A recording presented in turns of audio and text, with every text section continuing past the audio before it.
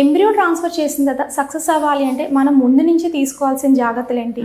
Test baby treatment తీసుకున్న వాళ్ళందరూ embryo transfer తర్వాత రిజల్ట్స్ కోసం వెయిట్ చేస్తారు. అలాగే మీ డాక్టర్ కోసం కూడా ఆ రిజల్ట్స్ కోసమే వెయిట్ చేస్తారు. జాగ్రత్తలు ఏమేమి తీసుకోవాలి అంటే, మీకు ఏదైనా మెడికల్ ఇష్యూస్ ఉన్నాయి అంటే థైరాయిడ్ ప్రాబ్లం ఉంది, షుగర్ ప్రాబ్లం ఉంది, బీపీ ప్రాబ్లమ్స్ ఉన్నాయి, అట్లాంటివి ఏమైనా ఉంటే ఖచ్చితంగా వాటిని కంట్రోల్లో పెట్టుకున్న తర్వాత ఎంబ్రియో ట్రాన్స్ఫర్కి వెళ్ళాల్సి ఉంటుంది. సెకండ్ థింగ్, ఒబేసిటీ కానీ స్మోకింగ్ కానీ ఉంటే, ఒబేసిటీ అంటే ఎక్కువ ఉన్నప్పుడు ఏంటి అంటే కొంచెం డైట్ చేసుకుని ఒక 2 to 3 months వెయిట్ లాస్ అయ్యి బిఎంఏ తగ్గిన తర్వాత ప్రెగ్నెన్సీ అనేది ట్రాన్స్ఫర్ చేయించుకుంటే కన్సీవ్ అయ్యే అవకాశాలు ఎక్కువ ఉంటాయి. స్మోకింగ్, ఆల్కహాల్ హ్యాబిట్స్ అనేవి పాసివ్ స్మోకింగ్ కూడా ఉండకూడదు, హస్బెండ్ ని కూడా స్మోకింగ్ అనేది చేయించకూడదు. థర్డ్, టాబ్లెట్స్ ఏవైతే ఉంటాయో IVF లో ఎంబ్రియో ట్రాన్స్ఫర్ అప్పుడు హార్మోన్ టాబ్లెట్స్ ఇస్తాం కాబట్టి హార్మోన్ బ్యాలెన్స్ చేయడం అనేది జరుగుతుంది. సో హార్మోన్ మెడికేషన్స్, వాళ్ళు ఇచ్చిన మెడికేషన్స్ అన్ని కరెక్ట్ గా వాడుకోవాల్సి ఉంటుంది అనమాట. అండ్ ఏదైతే ఎంబ్రియో అనేది గర్భసంచిలోకి వెళ్తుందో అది బాగుందా లేదా చూసుకుని ఎంబ్రియో ట్రాన్స్ఫర్ చేయడం అనేది జరుగుతుంది. 999 ప్యాటర్న్ ఉంది, ఎండోమెట్రియల్ థిక్నెస్ అనేది మోర్ దాన్ 8.5 millimeters కన్నా ఎక్కువ ఉంది అంటే ట్రాన్స్ఫర్ చేయడం ద్వారా సక్సెస్ అయ్యే అవకాశాలు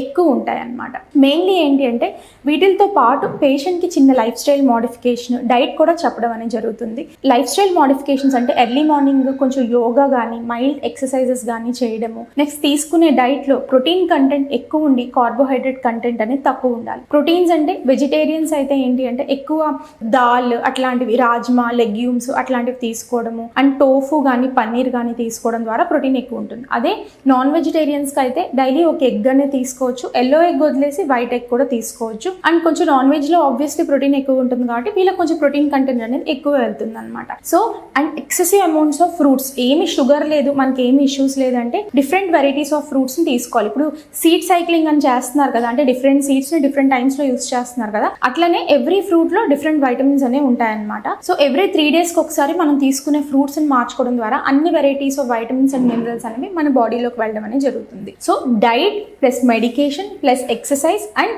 యూట్రస్ లేయర్ అనేది బాగుంటే ఎంబ్రియో ట్రాన్స్ఫర్ చేసిన తర్వాత సక్సెస్ అయ్యే అవకాశం అనేది ఎక్కువ ఉంటుంది. Thank you.